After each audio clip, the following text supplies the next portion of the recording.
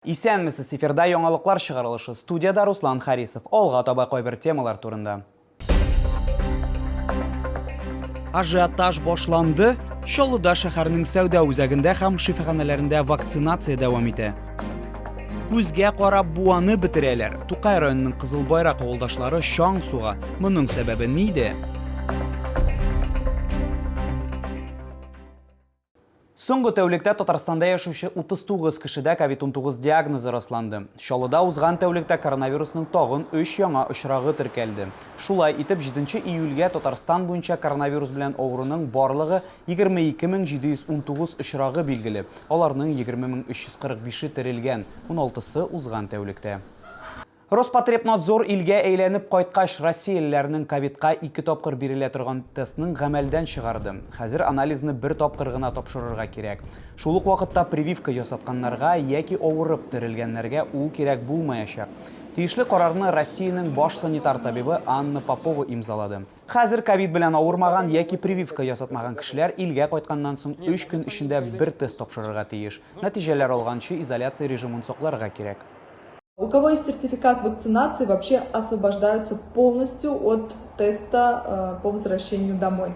Пока в каком формате это будет, госуслуги автоматически будут фиксировать или нужно будет что-то подгружать, пока все это неизвестно, мы ждем информации. Что касается детей, тоже пока четких каких-то поручений нет.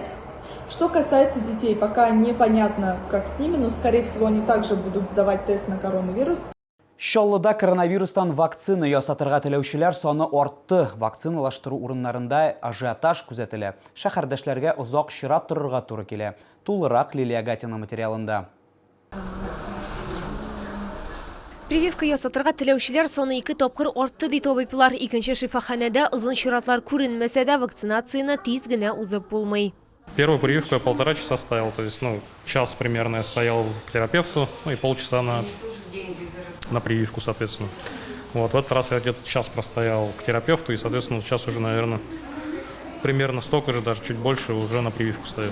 Табиблар мондай ажиотажны Россиядә чирләүләрнең кабат артуы һәм кешеләр үзләрен һәм якыннарын сакларга теләүләре белән бәйли. Чиратлар шәһәрдәшләрнең шифаханәгә алдан язылмыйча килүләре сәбәпле барлыкка килә. Работают 2 выездные бригады, недостатка вакцины в учреждении нет. Все желающие могут подойти к нам в поликлинику. Вакцинация будет осуществляться в порядке живой очереди.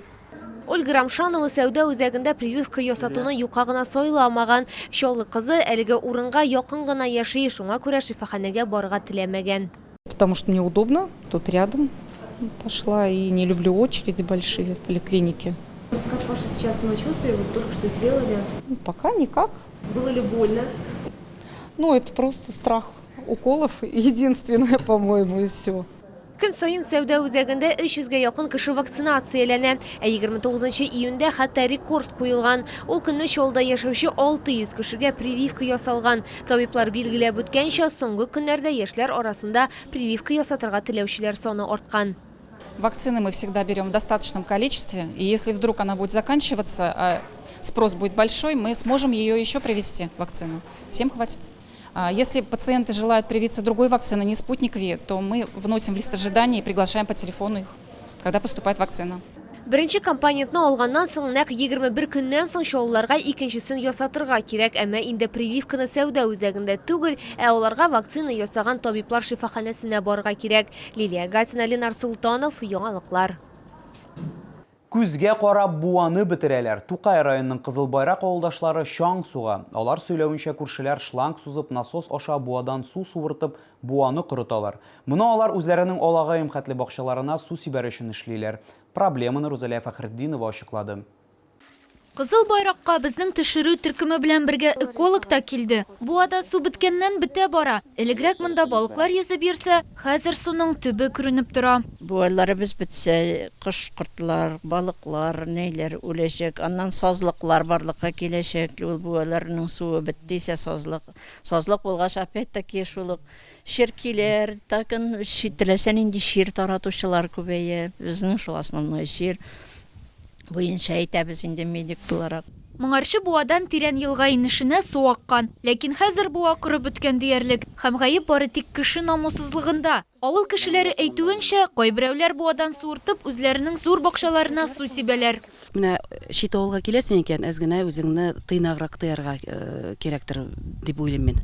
Чөнки үзеңне хуҗаларча тотып, миннән соң хоть нәрсә булсын дип яшәргә ярамый. Да не сутками. 100 литров, 200 литров покачал, значит сутками что ли?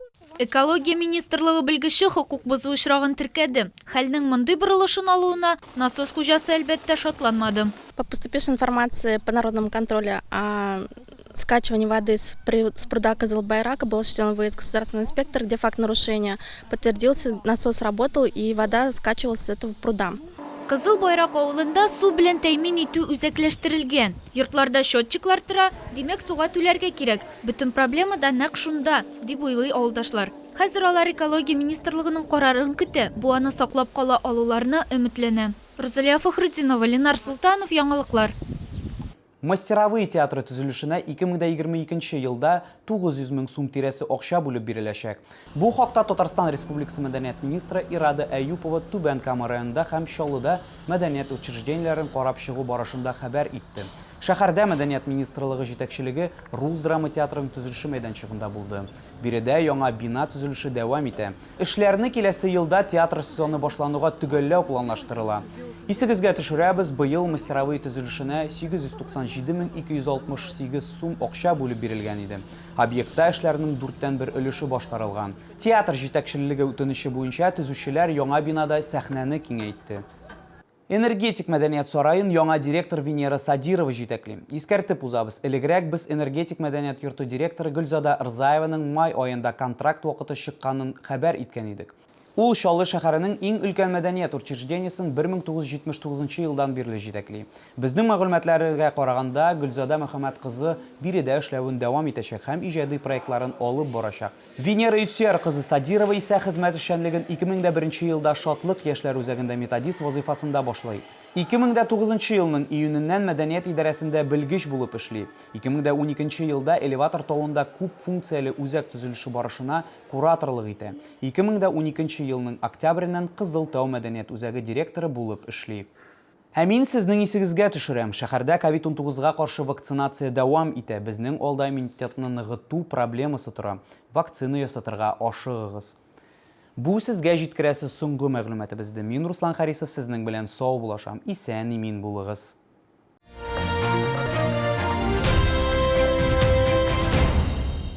Приумножьте свои личные сбережения с КПКГ «Госзайм». Ставка 11% годовых. Также выдаем займы с использованием средств материнского капитала. Набережные Челны, Новый город, 107. Глазная клиника Газизовых. Современная хирургия катаракты и глаукомы. Лечение близорукости у детей. Набережные Челны, дом 1408. Телефон 35 75 75.